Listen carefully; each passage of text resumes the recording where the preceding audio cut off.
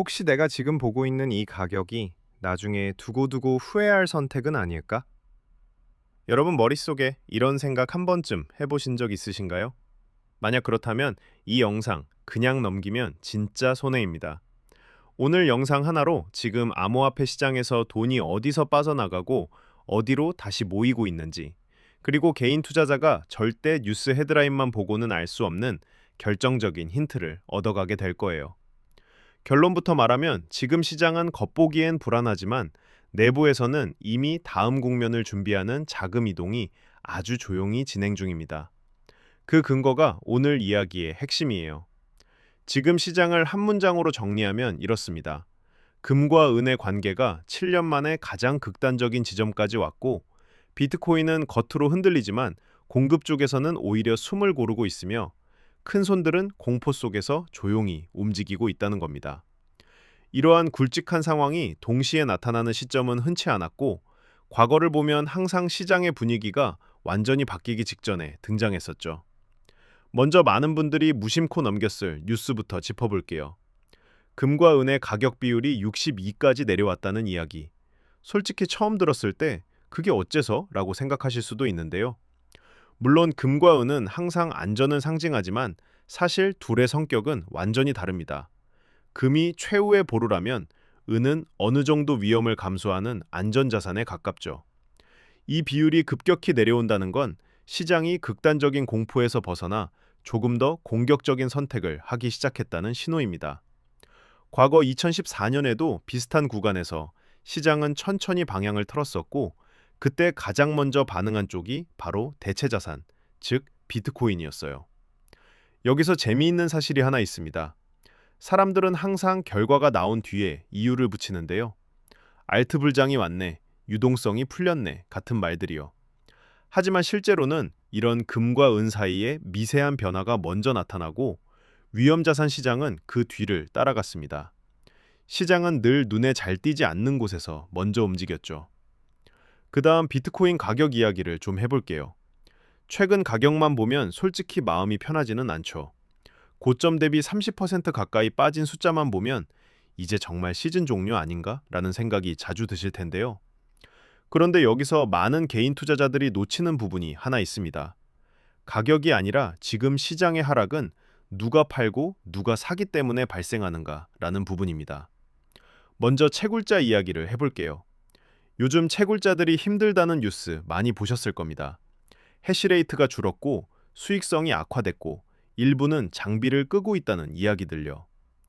겉으로 보면 시장이 정말 끝난 것처럼만 보이죠. 그런데 과거 데이터를 하나씩 뜯어보면 이상한 패턴이 반복됩니다. 채굴자들이 가장 힘들어 보일 때 시장은 오히려 바닥을 다지고 있었어요. 이유는 단순했습니다. 하락장에서는 생산성이 떨어지는 비효율적인 채굴자들이 사라지면서 공급 압력이 줄어들었기 때문인데요. 모두가 버티지 못하고 나갈 때 살아남은 쪽은 훨씬 단단해졌습니다. 이게 왜 중요하냐면 지금도 과거와 똑같은 그림이 보이기 때문이에요.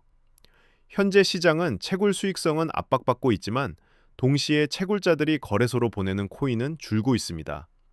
팔아야 할 사람들이 더 이상 적극적으로 팔지 못는다는 뜻이죠. 이건 공포가 극에 달했을 때만 나오는 패턴입니다. 더 떨어질 것 같으면 오히려 빨리 팔아야 할 텐데 그러지 않고 있다는 건 생각보다 많은 사람들이 지금 가격이 나쁘지 않다고 판단하고 있다는 의미였어요. 여기에 또 하나의 반전이 등장합니다. 고래와 기관의 움직임입니다. 가격이 빠지는 동안 기업과 장기 투자자들의 수요는 오히려 채굴로 새로 나오는 물량보다 많아졌습니다. 하루에 만들어지는 비트코인보다 더 많은 양을 누군가가 사들이고 있다는 이야기죠. 이건 숫자로 확인되는 사실이에요. 개인 투자자들은 공포의 시장에서 떠나고 있는데 반대로 기관들의 대규모 자금은 이 시기를 진입 구간으로 보고 움직이고 있습니다. 여기서 불편한 진실 말씀드릴게요. 시장에서 가장 비싼 대가는 언제나 안전하다고 느껴질 때 치러졌고 가장 좋은 기회는 늘 불안해서 적극적으로 나서지 못할 때 나타났습니다. 모두가 확신할 때는 이미 모든 게 가격에 반영이 돼 있고 모두가 의심할 때는 호재까지도 제대로 반영되지 않을 때가 많죠. 이쯤에서 여러분께 공포를 느낄 만한 퍼드 뉴스를 한 가지 가져와 봤는데요. 최근 트럼프 미디어와 연관된 것으로 보이는 비트코인이 대규모 이체된 사실입니다. 2000BTC 1억 7천만 달러가 넘는 돈이 움직였다는 소식인데요. 문제는 대부분의 사람들이 비트코인의 이동과 매도를 구분하지 않는다는 데 있어요. 온체인 데이터는 이동을 보여주지만 의도까지는 알려주지 않습니다.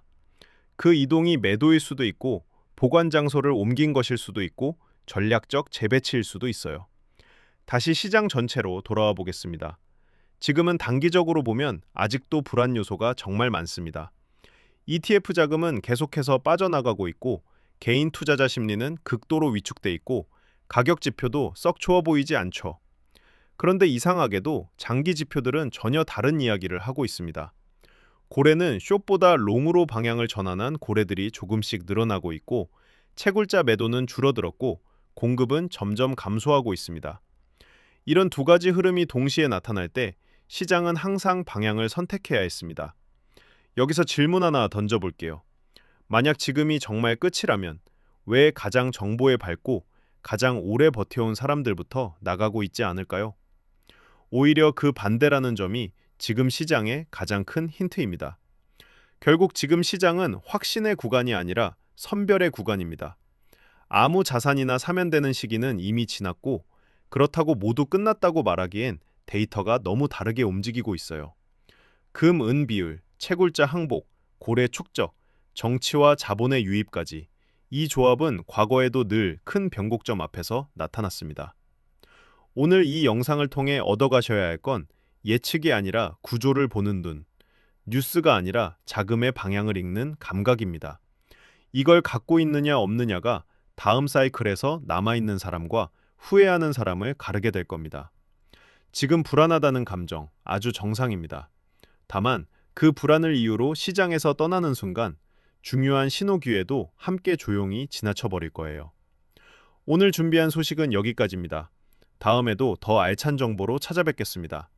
오늘 영상이 도움되셨다면 구독과 좋아요 부탁드릴게요. 감사합니다.